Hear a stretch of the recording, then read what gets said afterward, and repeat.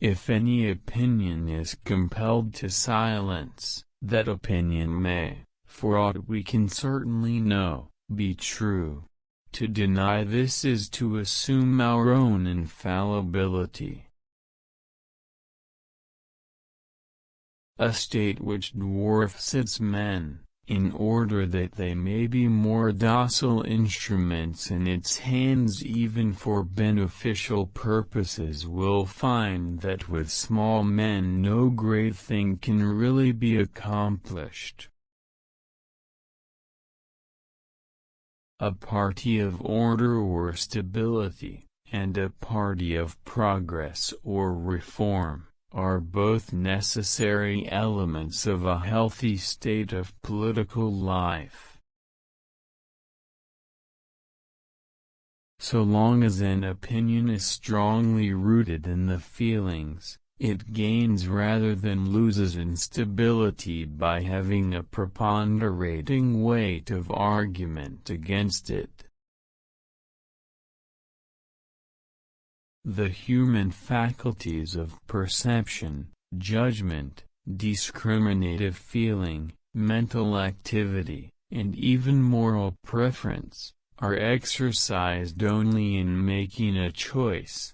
He who does anything because it is the custom, makes no choice. Every man who says frankly and fully what he thinks is so far doing a public service. We should be grateful to him for attacking most unsparingly our most cherished opinions. But these few are the salt of the earth. Without them, human life would become a stagnant pool. Not only is it they who introduce good things which did not before exist, it is they who keep the life in those which already existed. Bad men need nothing more to compass their ends, than that good men should look on and do nothing. No one can be a great thinker who does not recognize that as a thinker it is his first duty to follow his intellect to whatever conclusions it may lead. Even despotism does not produce its worst effects, so long as individuality exists under it. And whatever crushes individuality is despotism, by whatever name it may be called, and whether it professes to be enforcing the will of God or the injunctio. Persons of genius, it is true, are, and are always likely to be, a small minority. But in order to have them, it is necessary to preserve the soil in which they grow. The love of power and the love of liberty are in eternal antagonism. The only freedom which deserves the name, is that of pursuing our own good in our own way, so long as we do not attempt to deprive others of theirs, or impede their efforts to obtain it. The idea that truth always triumphs over persecution is one of those pleasant falsehoods, which most experience refutes. History is teeming with instances of truth put down by persecution. If not put down forever, it may be set back for centuries.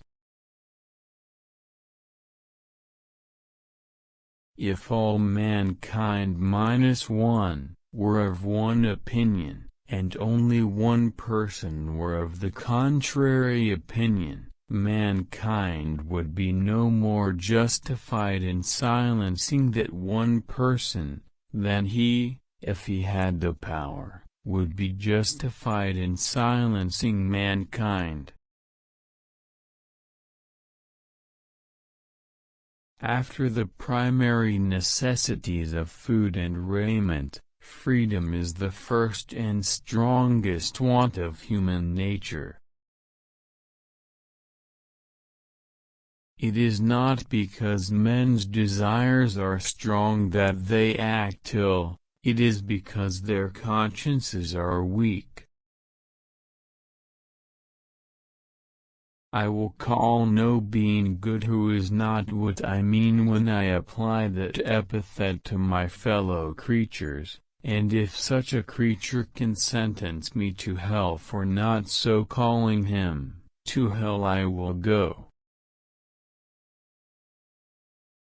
Despotism is a legitimate mode of government in dealing with barbarians, provided the end be their improvement.